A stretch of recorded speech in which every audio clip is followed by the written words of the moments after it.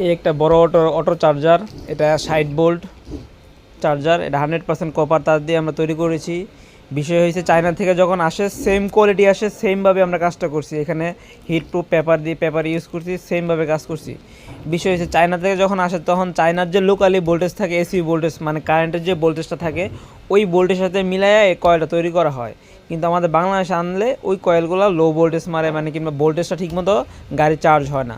কারণ বাংলাদেশের যে ভোল্টেজ আছে স্বাভাবিক ভোল্টেজ থাকে 220 ভোল্ট, কিন্তু যখন সবাই অটো চার্জ দেয় রাত্রেবেলা তখন 160 ভোল্ট, 70 ভোল্ট, 80 ভোল্ট থাকে, ভালোভাবে ভোল্টেজ থাকে না। যেই কারণে আমরা এখানে ডিসি কয়েলের যে প্যাচ সংখ্যা আছে এটা বেশি দিছি, যেন লো ভোল্টেজও এটা সুন্দরভাবে সার্ভাইভ করতে পারে। এমনকি ভিতরে যে এসি কয়েলের তারগুলো আছে এখানেও প্যাচ সংখ্যা আমরা বেশি দিছি, যেন কয়েলটা নষ্ট না হয়। আর বাংলাদেশের যে লোকালি যে ভোল্টেজ আছে এই ভোল্টেজের সাথে মিলাইয়া আমরা এই কয়েলটা তৈরি করছি। তো চায়নার থেকেও এটা আশা করি সার্ভিস ভালো দিবে।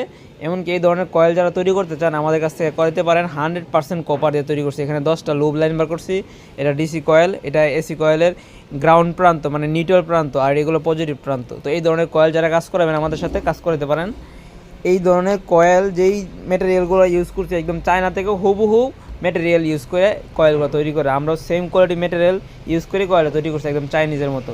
মেশিনের দ্বারাই কাজ করছি, আমাদের কাছে মেশিন আছে, মেশিনের দ্বারাই কাজ